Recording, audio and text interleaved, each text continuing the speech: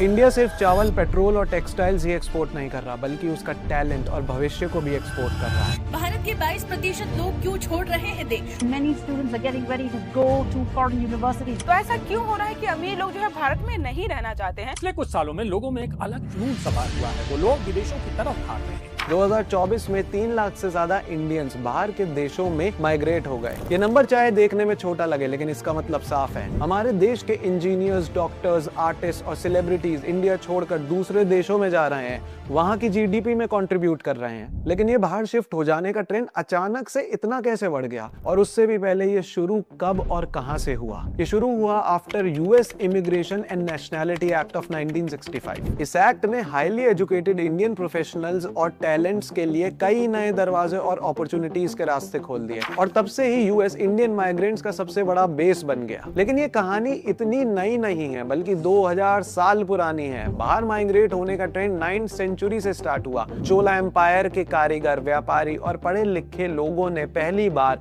अपना घर छोड़कर बाहर जाना और रहना शुरू किया। तब से ही भारतीयों को कम पैसों में काम करने और सबके साथ न्यूट्रल रहने की वजह से दूसरे देश के लोग आसानी से अपनाने लगे। 1973 में तेल की भरमार की वजह से गल्फ को इंडियंस का मेजर माइग्रेंट बेस माना गया। लेकिन ये तो हो गई तब की बात। आज की तारीख में क्यों हर दूसरा बंदा बाहर जाने की एटलीस्ट अपने दिमाग में प्लानिंग तो कर ही रहा है, या ऑलरेडी जा चुका है, और इसका हम सब इंडियंस पर क्या इम्पैक्ट पड़ता है?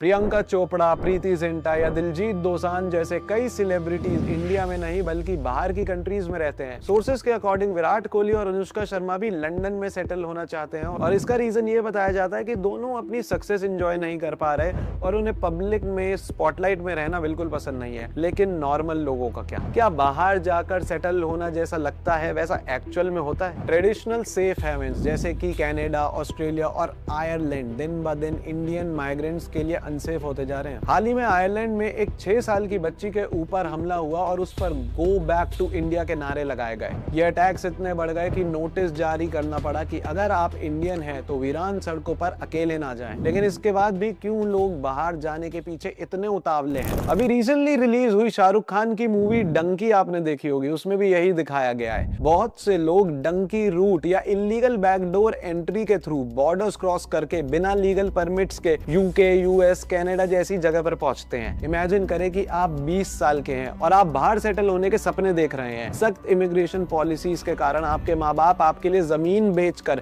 एक ऐसे एजेंट को 65 लाख रुपए दे देते हैं, और एक बहुत ही मुश्किल और इलीगल सफर के बाद आप एंट्री लेते हैं अपनी ड्रीम डेस्टिनेशन में, जहां जल्दी ही आपको उस देश की पुलिस ढूंढ लेती है, और फिर तो ना आपके सपने बचते और ना ही अकाउंट में पैसे। ये कोई मामूली इमेजिनेशन नहीं, बल्कि करनाल गांव के 20 साल के आकाश की कहानी है। Akash, who is 20 years old, dreamt of going abroad. To send Akash abroad, his family sold 2.5 acres of land. This year, he crossed over. However, he was soon caught. 2021 से लेकर अगस्त 2024 तक US customs and border protection ने 2.74 लाख से ज्यादा Indians को पकड़ा है, जो आकाश की तरह डंकी रूट से इलीगली वहां पहुंचे थे। लेकिन सवाल ये है कि ऐसा क्या है इन कंट्रीज में जो कोई भी इंसान गैर कानूनी तरीकों से भी बस अंदर घुसना चाहता है? वर्ल्ड बैंक के हिसाब से जब एक इंडियन बाहर माइग्रेट करता है तो उसकी सालाना कमाई लगभग 118% से बढ़ जाती है, और साधारण काम करने वाले वर्कर्स के लिए तो ये कभी कभी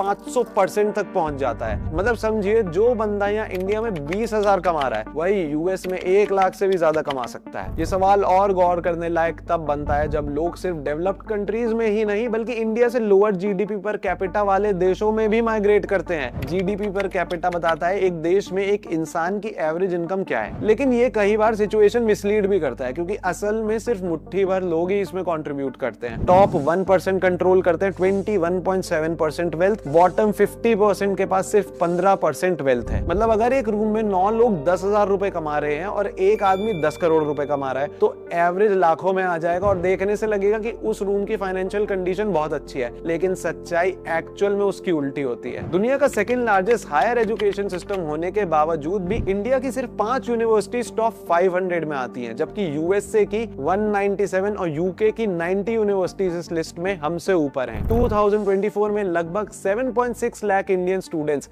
हायर स्टडीज के लिए बाहर गए, जबकि सिर्फ 40,000 फॉरेन स्टूडेंट्स इंडिया पढ़ने आए। और ऐसा क्यों ना हो जब पिछले 7 सालों में 70 से भी ज्यादा एग्जाम्स में लीक और स्कैम्स हुए हैं। 2024 में नीट, एसएससी, सीयूईटी जैसे गवर्नमेंट एग्जाम्स लीक और पुअर मैनेजमेंट के कारण लगातार कंप्लेंट्स फाइल हुई हैं। तो कोई भी यहाँ अपना फ्यूचर क्यों और कैसे देखेगा? अगस्त 2025 में हुए एसएससी एग्जाम यानी स्टाफ सिलेक्शन कमीशन के फेज 13 के बाद 50,000 कंप्लेंट्स लॉन्च की गई एग्जाम बोर्ड्स के खिलाफ।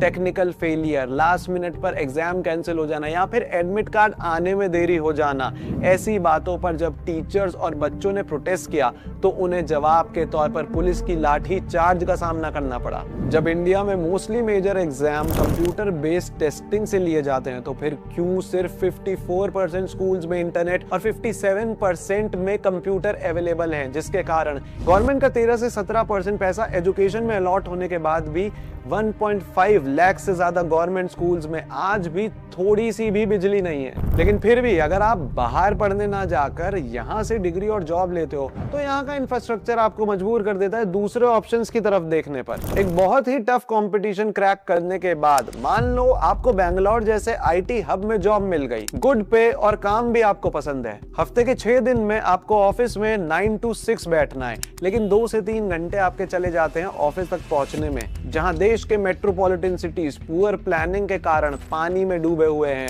और देश की राजधानी में तो सड़कों पर गड्ढे बहुत ही कॉमन है, जहां बेसिक चीजें भी स्ट्रगल बन जाती है, तो कोई क्यों नहीं बेटर लिविंग कंडीशंस के लिए इधर रहना पसंद करेगा। हेल्थ केयर की बात करें तो हमारा देश अपने बेस्ट डॉक्टर्स उन कंट्रीज को दे देता है जो उन्हें better work life balance, better health care system और स्पेशलाइजेशन करने का चांस देते हैं। साथ ही ये डॉक्टर्स इंडिया के प्राइवेट हॉस्पिटल्स के अनएथिकल तरीके और सरकारी हॉस्पिटल्स की खराब कंडीशन से भी बचना चाहते हैं। पेपर पर WHO का डॉक्टर पेशेंट रेशो 1:836 है, जो रियलिटी में 1:1700 है। दिल्ली के संजय गांधी मेमोरियल हॉस्पिटल जहां सिर्फ 300 बेड्स अवेलेबल हैं, वहां रोज 2600 से 2700 ओपीडी पेशेंट्स आते हैं। बेड्स की कमी, स्टाफ की शॉर्टेज, ओवरक्राउडिंग और पुअर मैनेजमेंट सिस्टम के कारण इन हॉस्पिटल्स की लाइन कभी छोटी ही नहीं होती। अब यूके के NHS में 60,533 इंडियन नेशनल्स काम करते हैं, जिनमें से 10,865 हॉस्पिटल डॉक्टर्स और 31,992 नर्सेज हैं। ये क्लियरली दिखाता है कि इंडिया अपने डॉक्टर्स को भी नहीं रोक पा रहा है, जबकि हर साल इंडिया लगभग 1.1 लाख नए डॉक्टर्स तैयार करता है। लेकिन ये तो हो गया डॉक्टर्स का हाल। उनका क्या जो UAE जैसी कंट्रीज में माइग्रेट करते हैं, उन्हें क्या फायदा है? एक ड्राइवर जो इंडिया में 20,000 रुपए कमाता है, वो दुबई जाके अपना खर्चा निकालने के बाद भी घर 25,000 रुपए भेज देता है। कैसे? दुबई में पर्सनल इनकम टैक्स 0 है, जबकि इंडिया में लोगों को 30% तक टैक्स देना पड़ता है। मतलब अगर आप 50 लाख सालाना कमा रहे हो तो दुबई शिफ्ट होते ही सीधे 15 लाख की सालाना बचत हो सकती है। उसके बाद इंडिया में कॉम्प्लेक्स GST रेट्स है 5% से 28% तक, जबकि दुबई में सिर्फ एक फ्लैट 5% वैट लगता है। और अगर एक्सपेंसेस की बात करें तो हाँ, दुबई किसी भी इंडियन स्मार्ट सिटी से थोड़ा महंगा जरूर है, लेकिन फिर भी वहां बाहर से आए लोग ज्यादा कैसे कमा लेते हैं। तो इमेजिन करिए कि आप 30 लाख साल का कमाते हो और आप जाते हो किसी गाड़ी के शोरूम में, देखते हो कोई 36 लाख की गाड़ी जो आपके बजट में है, पर फिर आपको पता चलता है कि उस पर लगता है 18 से ज्यादा लाख का tax, GST, cess tax, road tax, green cess tax, TCS, और अब आपकी गाड़ी हो जाती है 54 लाख की। डेटा के हिसाब से हर रोज इंडिया से लगभग 7,000 लोग बाहर माइग्रेट करते हैं, और अक्सर हम ऐसा ही सोचते हैं कि ये तो उनकी पर्सनल चॉइस है, उससे हमें क्या लेना देना। लेकिन उसका इम्पैक्ट हम सब पर पड़ता है। लोग अपने एक्शन से कह रहे हैं कि उन्हें अपने फ्यूचर की उम्मीद इंडिया में नहीं दिख रही। वर्ल्ड हैप्पीनेस रिपोर्ट में इंडिया 118th रैंक पे है, मतलब दुनिया के आधों से ज्यादा देशों के लोग हमसे ज्यादा खुश हैं। ह्यूमन डेवलपमेंट इंडेक्स, जिसमें हेल्थ, एजुकेशन और इनकम आकी जाती है, वहां भी इंडिया 130th पर है, और क्वालिटी क्वालिटी ऑफ लाइफ में 53 कंट्रीज में से 52nd पर इंडिया रैंक होता है। अब आप खुद सोच सकते हैं। यूएई हैप्पीनेस इंडेक्स में अगर इंडिया से कंपेयर किया जाए तो 90th रैंक पर है। सिंगापुर वर्ल्ड क्लास गवर्नेंस के साथ करप्शन इंडेक्स में 5वीं पोजीशन पर है। इंडिया 93rd पर है। वहीं कनाडा साफ एनवायरनमेंट के लिए फेमस रैंक 25th पर है और इंडिया 176th पर। और सेफ्टी की बात तो शायद करनी ही नहीं चाहिए।